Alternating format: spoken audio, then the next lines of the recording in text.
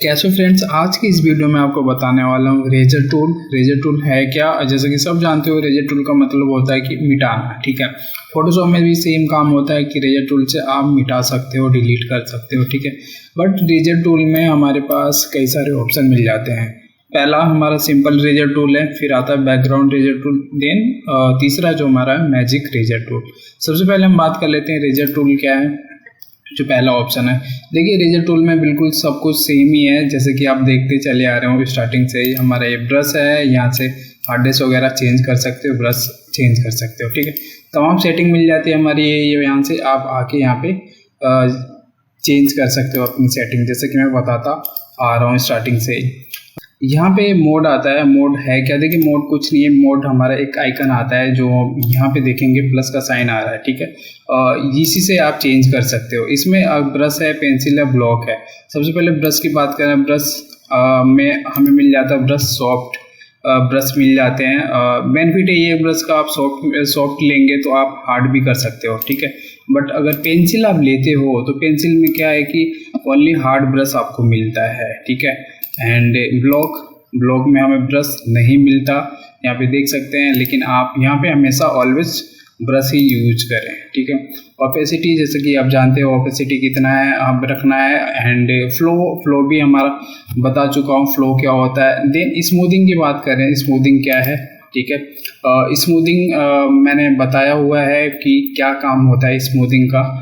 जो brush tool है मेरा, यहाँ पे ब्रश टूल में नहीं बताया, लेकिन हालांकि मैंने बताया हुआ ब्रश टूल स्मूथिंग क्या है। मेरी वीडियो पे जाओगे, आप स्मूथिंग सर्च करोगे स्मूथिंग ब्रश के नाम से, तो आपको ये मिल जाएगा। यानी कि सिंपल में अगर बताऊँ तो ये ब्रश की जो कर्जर होता है, जो ब्रश होता है हमारा, उसे आप स्मूथ बना सकते हो इससे। ठीक है, ये सेटिंग है, कुछ हमारी स्टॉक पे काम आते हैं, जो मैंने डिटेल में बताया हुआ, आप विजिट करके देख सकते हैं। ठीक है, इरेजर टूल क्या है? देखिए इरेजर टूल का काम ये होता है कि जैसे कि मैं यहाँ पे देख सकते हैं, मैंने न्यू लेयर लिया हुआ है, सॉरी एक कॉपी ली हुई है, यहाँ से न्यू लेयर ले लिया मैंने। यहाँ पे फिल करता हूँ रेड कलर, एंड देख सकते हैं न्यू लेयर पे मैंने रेड कलर फिल कर दिया, और ऊपर वाली लेयर पे जाके मैं रेज करता हूँ। ठीक है, सिंपल में मैं डिलीट करता हूँ इस तरीके से, और आप देखेंगे कि ये डिलीट हो चुका है। अगर दोनों लेयर में बंद करूँ नीचे वाली, तो ये इसका फेस डिलीट हो चुका है। ठीक है, बट अब जैसे मैं यहाँ पे इरेजर टूल को, सॉरी इस वाले ऑप्शन को चेक करता हूँ, ठीक है, उसके बाद जब मैं इसके ऊपर चलाऊंगा तो ये देखेंगे कि आ गया ये वापस। ठीक है, हुआ ये कि नीचे वाली को इसने कॉपी कर दिया। ठीक है, यानी कि जो इरेजर टू हिस्ट्री है, ये काम ये करता है कि यहाँ पे अगर मैं हिस्ट्री में जाके आपको दिखाऊं, तो ये वाला हिस्ट्री में ऐड हो चुका है मेरा इमेज। ये वाली इमेज जो यहाँ पे लॉक फाइल है बैकग्राउंड की, ऑलरेडी हिस्ट्री में ऐड है। और जब मैं इस वाले ऑप्शन पे टिक करके चलाता हूँ ब्रश, तो क्या करता है, ये कॉपी कर देता है। ठीक है, यही काम होता है हमारा इसका। ठीक है, यही नहीं, अगर मैं यहाँ से न्यू लेयर ब्लैंक लेयर पे भी चलाता हूँ तो सेम यही काम करेगा कि यहाँ पे देखेंगे, इसे भी बंद कर दिया मैंने, यहाँ पे देखेंगे सेम इसी की कॉपी करता है। ठीक है, तो क्लियर हो गया आपको किस तरीके से काम करता है। यानी कि आपको यहाँ पे टिक करना पड़ेगा। ठीक है, वरना आप डिफ़ॉल्ट में से अनचेक रखें। ओके, यहाँ पे देख सकते हैं एक आइकन आ रहा है। ठीक है, यहाँ पे क्या होता है कि एक कुछ हमें सिस्टम प्रोवाइड कराता है, कुछ शेप देता है। ठीक है, उस शेप के अकॉर्डिंग आप डिलीट कर सकते हो। जैसे कि ये हमारे पास शेप है, और इस शेप को यहाँ से अगर आप और भी मूवमेंट देना चाहते हैं, इधर उधर करना चाहते हो, तो यहाँ से आप कर सकते हो, वरना आप ओके कर दें। ठीक है, ये प्लस का साइन ऐसा कुछ बन गया, आप इसके अकॉर्डिंग डिलीट करना चाहते हैं तो डिलीट कर सकते हैं। कैसे? मैं मान लो कि मैं चाहता हूँ यहाँ से इस तरीके से लाया, तो यहाँ पे देखेंगे किस तरीके से डिलीट हो रहा है। ठीक है, उसके बाद अगर मैं यहाँ पे दिखाऊँ आपको, तो सेम यही है, इस जो शेप बनाता है उसी के अकॉर्डिंग आप यहाँ पे डिलीट कर सकते हो। हालांकि उतना ये यूजफुल नहीं है, कभी यूज उतना होता नहीं है, तो आप इसे बंद करना चाहते हो तो सिमेट्री ऑफ कर दें। ठीक है, यहाँ से बंद हो जाएगा। फिर से मैं कंट्रोल जेड कर देता हूँ यहाँ से। अब हम आगे बढ़ते हैं, इसमें बैकग्राउंड इरेजर की बात करते हैं। ये काफ़ी कमाल का ऑप्शन है बैकग्राउंड इरेजर में, समझने वाली बात है थोड़ा सा। देखिए बैकग्राउंड इरेजर में सबसे पहले हम बात करते हैं, यहाँ पे 3 आइकन आ रहे हैं। ठीक है। सबसे पहले यहाँ पे आते हैं हम सैम्पलिंग कंटिन्यूस का, ठीक है। हालांकि ये भी मैंने कलर रिप्लेसमेंट में बताया हुआ है किस तरीके से काम करता है, लेकिन फिर भी मैं इसमें सेम वही काम करता है जो कलर रिप्लेसमेंट में एक ऑप्शन यहाँ पे देखेंगे, जो कलर रिप्लेसमेंट हमें ये ऑप्शन मिल जाता है तीनों, और इरेजर में भी हमें ऑप्शन मिल जाता है। तो मैं फिर से बता रहा हूँ आपको, सैम्पलिंग कंटिन्यूस का काम यही होता है कि एक जगह अगर आपने ब्रश अपना क्लिक किया, ठीक है, एक जगह आपने ब्रश क्लिक किया और आप इसे ड्रैग करोगे यानी कि चलाओगे इसे, ठीक है, तो होगा ये कि ये डिलीट करता जाएगा। कौन सा? जहाँ पे आपने एक बार क्लिक करके सैंपल लिया है, ठीक है। मैं इसे ब्रश को थोड़ा सा स्मूथ करता हूँ, यहाँ से हार्डनेस कम करता हूँ, एंड अब मैं यहाँ से बैकग्राउंड बंद कर देता हूँ, ठीक है। उसके बाद आप देखेंगे कि मैं यहाँ से अपना जो है सैंपल लेता हूँ और इस तरीके से ड्रैग करके चला रहा हूँ, ठीक है। मज़े की बात यह है कि यहाँ पे देखेंगे एक साइन आ रहा है प्लस का, ठीक है। इस प्लस के अंदर ही आपको ब्रश चलाना है, ठीक है। फिर बता रहा हूँ, इस प्लस के अंदर ही आपको ब्रश रखना है। अगर जैसे ही प्लस इसके ऊपर गया तो होगा ये कि आपका ये जो आगे का कलर होगा वो भी डिलीट कर देगा, यानी कि जो अभी हमने रीड कराया क्लिक करके जो कलर सैंपल लिया है वो तो डिलीट करेगा ही, लेकिन ये प्लस जैसे इसके ऊपर चढ़ता है वैसे आगे का भी पार्ट्स डिलीट कर देता है। सैम्पलिंग कंटिन्यू में यही काम होता है, ठीक है। अगला ऑप्शन हम बात कर लेते हैं, वो काम होता है सैम्पलिंग वंस का। सैम्पलिंग वंस का मतलब ये है कि आपने एक बार सैंपल लिया, ठीक है, आपको अपना माउस रिलीज नहीं करना है, और इस तरीके से आप जब इस पे चलाएंगे तो यहाँ पे देखेंगे जो जो इस सैंपल लेता है, यानी जो जो आपने यहाँ पे एक बार सैंपल लिया उसी को डिलीट करेगा, ठीक है। इस पूरी इमेज पे जहाँ पे मिलता जुलता कलर मिलेगा वो यहाँ से डिलीट कर दे। देख सकते हैं इसके यहाँ पे चश्मे पे मिलता जुलता कलर मिला है तो इसने डिलीट कर दिया है, ठीक है। वरना अगर मैं यहाँ पे इसके हेयर पे लाऊं इस तरीके से तो यहाँ पे देखेंगे बिल्कुल भी ये डिलीट नहीं कर रहा है, ठीक है, इस तरीके से। काफ़ी अच्छा ये ऑप्शन है। आप इसमें जब भी तीनों में से यूज़ करें तो मैं यही कहूँगा कि आप सैम्पलिंग वंस का यूज़ करें, ठीक है। फिर हम बात करते हैं सैम्पलिंग बैकग्राउंड स्विच का। काम यही होता है कि आपको बैकग्राउंड इसका बताना होता है, ठीक है। किस तरीके से आपने एक बार क्लिक किया, ठीक है, यहाँ से मैं बैकग्राउंड कलर लेता हूँ। कौन सा? मैं बैकग्राउंड कलर इसी का चूज़ कर लेता हूँ यहाँ पे, ठीक है। एंड यहाँ पे देखेंगे बैकग्राउंड कलर आ गया। अब सिंपल में मैं क्लिक करता हूँ, ठीक है, यानी कि पूरे इसके पिक्चर पे कहीं पे भी मैं ले जाऊँ तो जो बैकग्राउंड कलर मिलेगा इमेज पे सिर्फ वही डिलीट करेगा, ठीक है। आप चाहे माउस रखें या माउस चाहे छोड़ें, क्लिक जो है इसका रिलीज़ करें या ना करें, यानी कि ओनली सिर्फ एक कलर जो बैकग्राउंड का फाइंड करेगा वही डिलीट करेगा, ठीक है। जैसे कंट्रोल जेड कर देता हूँ मैं वापस, ओके। बैकग्राउंड में मैं रखता हूँ इसके लिप कलर, ठीक है। एंड दोबारा अब मैं इसी पे जाता हूँ। देन अगर मैं यहाँ पे देखेंगे किस तरीके से जो जो कलर ये मिल रहा है वही ये डिलीट करेगा। यहाँ से बंद कर देता हूँ, यहाँ पे देखेंगे और कहीं पे डिलीट नहीं करेगा, यानी कि इसके लिप से अकॉर्डिंग जो जो कलर इसने फाइंड किया है वो सारा वो डिलीट कर दिया। कंट्रोल जेड करता हूँ मैं। अब बात करते हैं लिमिट्स। यहाँ पे लिमिट दिए हुए हैं। क्यों लिमिट दिए हैं? क्योंकि अगर आप तीनों पे यूज़ करना चाहते हो तो आप लिमिट के तौर पे यूज कर सकते हो, ठीक है। कलर पे यूज कर सकते हो इसका काम। जैसे कि सबसे पहले बात करते हैं डिसकंटिन्यूअस का। इसका काम ये होता है कि जैसे कि यहाँ पे मेरे पास मैंने कुछ इस तरीके से एक शेप बनाया हुआ है, ठीक है। यहाँ पे देखेंगे येलो और रेड का कॉम्बिनेशन है और यहाँ पे डिवाइड भी है, ठीक है। डिसकंटिन्यूअस का काम ये होता है कि यहाँ पे कलर यहाँ पे देखेंगे येलो का बीच में, यानी कि एक कंटिन्यू नहीं आ रहा है, बीच में रेड कलर आ रहा है, फिर येलो आ रहा है, फिर रेड कलर आ रहा है, फिर येलो आ रहा है, ठीक है, इस तरीके से। तो मैं अगर इसमें इसे डिलीट करना चाहता हूँ तो अपना ऑप्शन लूँगा डिसकंटिन्यूअस को, ठीक है। और इनमें से कोई सा भी ऑप्शन, यहाँ से मुझे लेना पड़ेगा सैंपल, ठीक है। जैसे सैंपल किया तो यहाँ पे ऑटोमेटिक इसने डिटेक्ट कर लिया यानी येलो कलर, और पूरे पे बड़े आराम से डिलीट कर दिया इसने, ठीक है।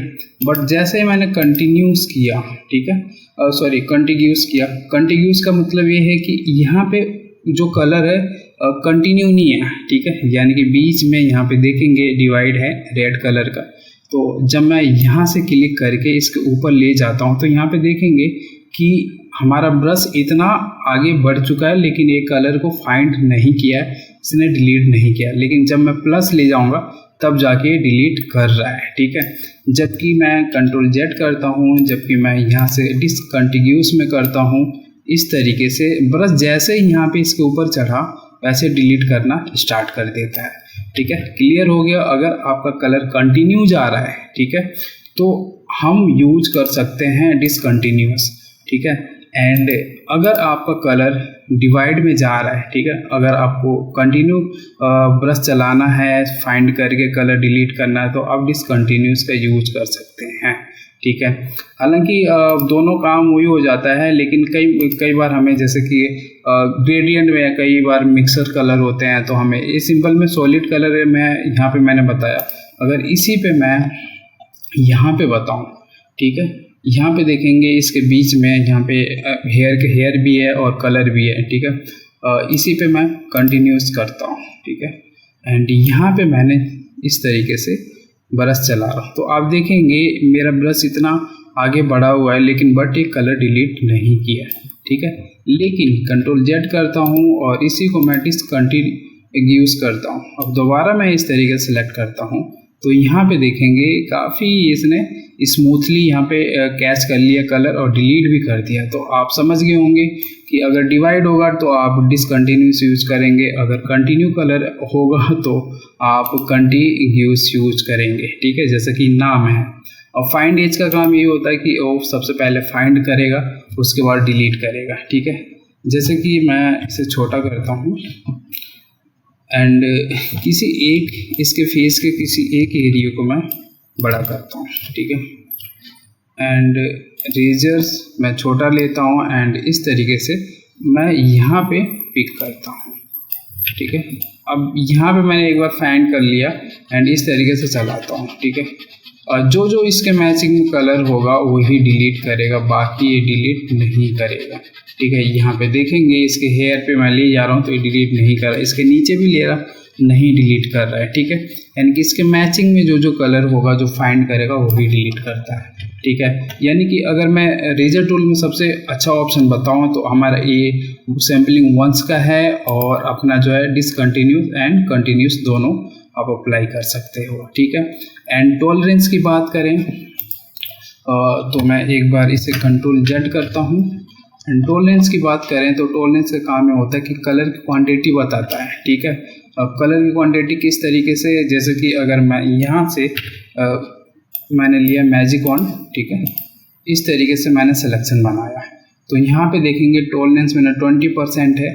कंट्रोल डी करता हूँ, अगर मैंने टॉलरेंस 5% दे दिया यहाँ पे, ठीक है, तो यहाँ पे देखेंगे कुछ कितने एरिया में सिलेक्शन बनाता है, ठीक है। यानी कुल मिला के मैं कहूँ कि ये सिलेक्शन का एक कलर का एरिया ये बढ़ा देता है, ठीक है।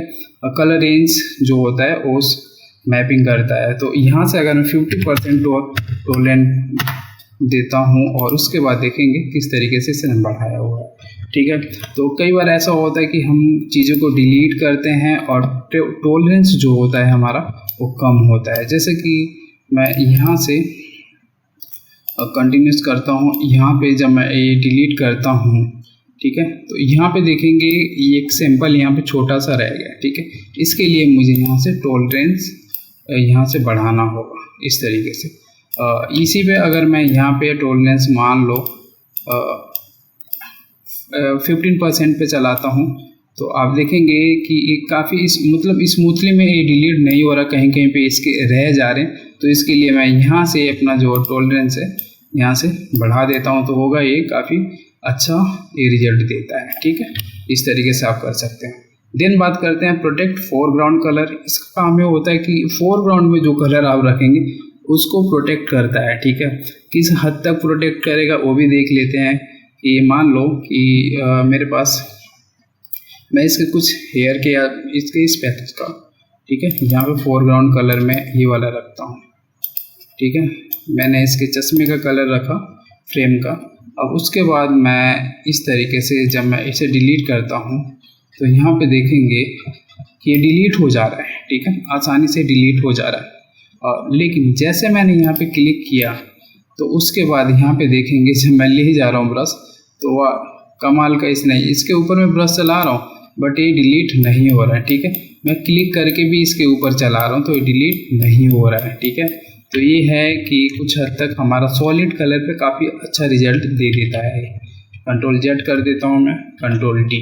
तो इस तरीके से आप जो है अपना यूज कर सकते हो। मैं फिर भी एक बार आपको डिटेल में फिर से बताता हूँ अपना इसी वाले ऑप्शन को। इसका काम यही होता है कि अगर आप कंटिन्यू एक जगह सैंपल लेके चलाना चाहते हो अपना इस वाले सैम्पलिंग वंस का, ठीक है। जैसे आपने एक बार क्लिक किया और माउस आप ड्रैग कर रहे हो तो होगा ये कि जितना हमारा ब्रश ऊपर चढ़ेगा प्लस से थोड़ा सा प्लस का एरिया जब ऊपर जाएगा तो दूसरा कलर भी डिलीट करता है, ठीक है। एंड अगर मैंने यहाँ से डिसकंटिन्यूस और कंटिन्यूस का मैंने समझा ही दिया किस तरीके से काम होता है। सैम्पलिंग वंस का काम ये होता है कि एक बार आप सैंपल लें उसके बाद अपना जो है एरिया अपना कलर पे ब्रश चलाएं, ठीक है। इस तरीके से मैंने सैंपल लिया है और इस तरीके से मैं ब्रश चलाता हूँ, ठीक है। टोल लेंस का काम वही होता है कि टोल लेंस अगर सही से डिलीट नहीं हो रहा है तो एरिया कलर का आप यहाँ से टोल लेंस के थ्रू आप बढ़ा सकते हो, ठीक है। एंड मैं एक बार फिर से यहाँ से डिसकंटिन्यूस करता हूँ और एक बार फिर से मैं आपको यहाँ से डिलीट करके ये सब दिखाता हूँ फटाफट।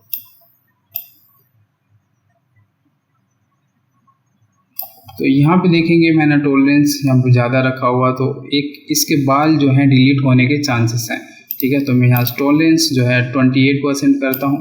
फिर से मैं इस तरीके से, ठीक है। अगर मैं बैकग्राउंड पे यहाँ पे कलर रखूँ, मान लो मैं यहाँ से ब्लैक इसके बैकग्राउंड पे रखता हूँ या ग्रीन रख लेता हूँ तो आप देखेंगे काफ़ी अच्छी तरीके से ये डिलीट हुआ है, ठीक है।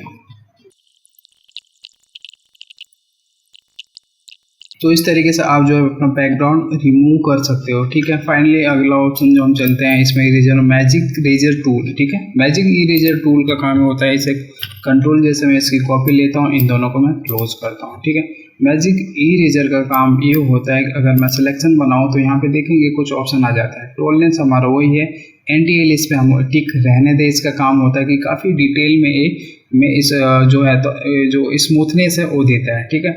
एंड कंटिन्यूस का काम में होता है कि जैसे कि अगर मैं यहाँ पे एक बार क्लिक करता हूँ तो यहाँ पे देखेंगे जैसे मैंने क्लिक किया हुआ ये कि ये कुछ एरिया जो 30% का टॉलरेंस है वो कैच करके इसने डिलीट किया, ठीक है।